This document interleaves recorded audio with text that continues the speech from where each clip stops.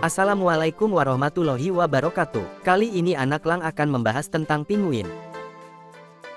Pinguin, bentuk tidak baku, pinguin atau angsa gempal terjemahan dari bahasa Belanda, Vetgans, adalah sekelompok burung akuatik yang tidak bisa terbang dari famili Sphenicidae, dari ordo Spheniciformes. Mereka hidup hampir secara eksklusif di belahan bumi selatan. Hanya satu spesies, pinguin Galapagos, yang ditemukan di utara Khatulistiwa. Sangat beradaptasi dengan kehidupan di air laut, pinguin memiliki bulu dan sirip berwarna gelap dan putih untuk berenang. Kebanyakan pinguin memakan krill, ikan, cumi-cumi dan bentuk kehidupan laut lainnya yang mereka tangkap dengan paruhnya dan ditelan utuh saat berenang.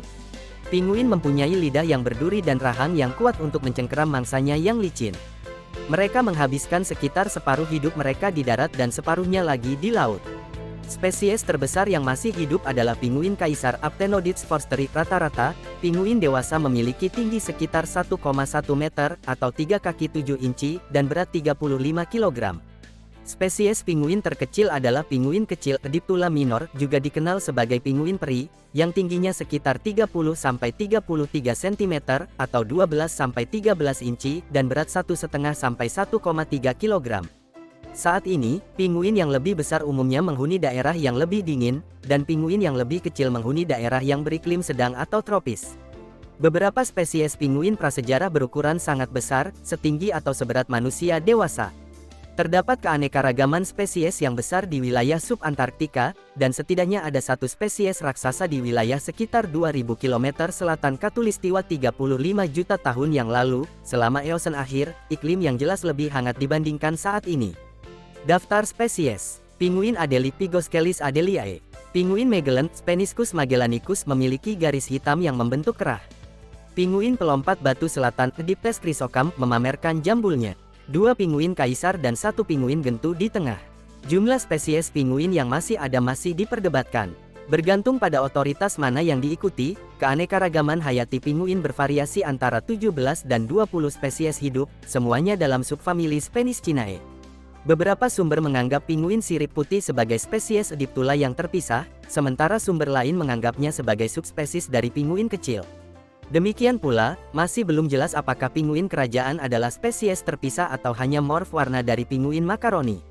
Status pinguin pelompat batu juga tidak jelas.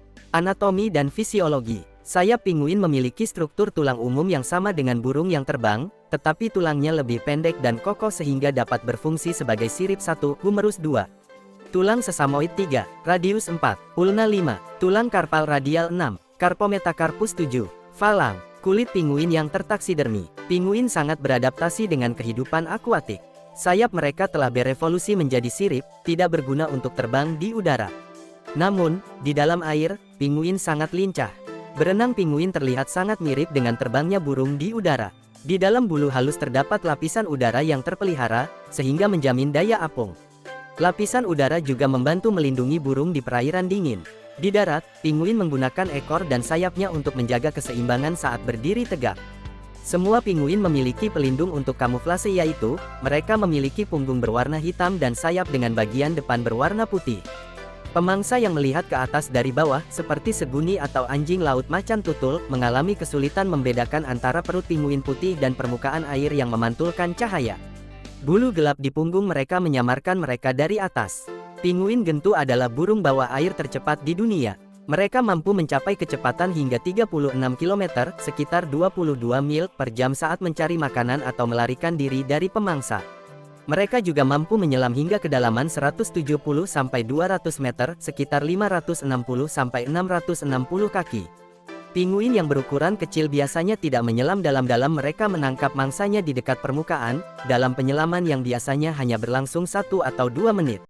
Pinguin yang lebih besar bisa menyelam lebih dalam jika diperlukan. Pinguin kaisar adalah burung dengan penyelam terdalam di dunia. Mereka bisa menyelam hingga kedalaman sekitar 550 meter, 1800 kaki, sambil mencari makanan. Pinguin berjalan terhuyung-huyung atau meluncur dengan perutnya melintasi salju sambil menggunakan kaki mereka untuk mendorong dan mengarahkan diri mereka sendiri, sebuah gerakan yang disebut luncur tengkurap, yang menghemat energi saat bergerak cepat. Mereka juga melompat dengan kedua kaki rapat jika ingin bergerak lebih cepat atau melintasi medan terjal atau berbatu. Pinguin memiliki indera pendengaran yang rata-rata terhadap burung, ini digunakan oleh indukan dan anakan untuk mencari lokasi satu sama lain di koloni yang padat. Mata mereka diadaptasi untuk penglihatan bawah air dan merupakan alat utama mereka untuk menemukan mangsa dan menghindari predator. Di udara diduga mereka menderita rabun jauh, meskipun penelitian belum mendukung hipotesis ini. Pinguin gentu berenang di akuarium pinguin Nagasaki. Pinguin memiliki lapisan bulu penyekat yang tebal yang membuat mereka tetap hangat di dalam air. Kehilangan panas di air jauh lebih besar daripada di udara. Pinguin kaisar memiliki massa tubuh terbesar dari semua pinguin, yang selanjutnya mengurangi luas permukaan relatif dan kehilangan panas. Mereka juga mampu mengontrol aliran darah ke ekstremitasnya, mengurangi jumlah darah yang menjadi dingin, namun tetap menjaga ekstremitasnya agar tidak membeku. Di musim dingin Antarktika yang sangat dingin, betinanya mencari makan di laut, sementara jantannya harus berani menghadapi cuaca sendirian. Mereka sering berkerumun untuk menjaga kehangatan dan memutar posisi untuk memastikan setiap pinguin mendapat giliran di tengah tempaan panas. Mereka bisa minum air garam karena kelenjar supraorbitalnya menyaring kelebihan garam dari aliran darah. Garam dikeluarkan dalam cairan pekat dari saluran hidung. Habitat. Meskipun hampir semua spesies pinguin berasal dari belahan bumi selatan, mereka tidak hanya ditemukan di daerah beriklim dingin, seperti Antartika. Faktanya, hanya sedikit spesies pinguin yang benar-benar hidup di wilayah selatan. Beberapa spesies hidup di zona beriklim sedang, salah satunya, pinguin Galapagos. Hidup di utara Kepulauan Galapagos, tetapi hal ini hanya dimungkinkan oleh perairan arus Humboldt Antartika yang dingin dan kaya yang mengalir di sekitar pulau-pulau ini. Selain itu, meskipun iklim wilayah Arktik dan Antartika serupa, tidak ada pinguin yang ditemukan di Arktik. Pinguin Galapagos di Pulau Isabella. Populasi utama pinguin ditemukan di Angola, Antartika, Argentina, Australia, Chili, Namibia, Selandia Baru, dan Afrika Selatan. Pinguin sebagian besar berkembang biak dalam koloni besar, kecuali spesies bermata kuning dan fiordland. Ukuran koloni ini bervariasi mulai dari 100 pasang untuk pinguin gentu hingga beberapa ratus ribu untuk pinguin raja, makaroni, dan pinguin tali dagu. Hidup berkoloni menghasilkan interaksi sosial tingkat tinggi antar burung, yang menghasilkan beragam tampilan visual dan vokal pada semua spesies pinguin.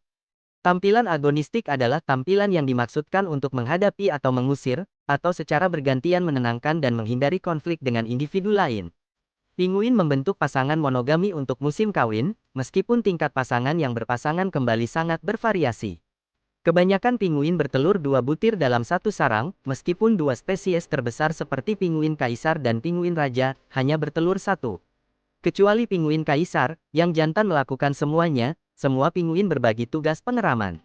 Pengeraman ini dapat berlangsung berhari-hari atau bahkan berminggu-minggu karena salah satu anggota dari pasangan tersebut mencari makan di laut. Pinguin umumnya hanya bertelur 1, pengecualiannya adalah pinguin kecil, yang dapat membesarkan 2 atau 3 anak dalam satu musim. Telur pinguin lebih kecil dibandingkan spesies burung lainnya jika dibandingkan secara proporsional dengan berat burung induknya. Saat induk pinguin kaisar kehilangan anaknya, terkadang mereka berusaha untuk mencuri anak dari induk pinguin yang lain, biasanya tidak berhasil karena betina lain di sekitarnya membantu induk pinguin yang membela anaknya. Pada beberapa spesies, seperti pinguin kaisar dan raja, anakan berkumpul dalam kelompok besar yang disebut kreches. Banyak terdapat pula penggunaan pinguin sebagai ikon, maskot dan juga figur dalam film dan mainan. Salah satu di antaranya adalah Tux si pinguin yang merupakan maskot orisinil untuk sistem operasi Linux. Dalam film dan komik Batman terdapat tokoh antagonis yang digambarkan mirip seekor pinguin. Sekian yang dapat Anak Lang sampaikan, semoga ilmunya semakin bertambah. Wassalamualaikum. 너를 보며 마치 나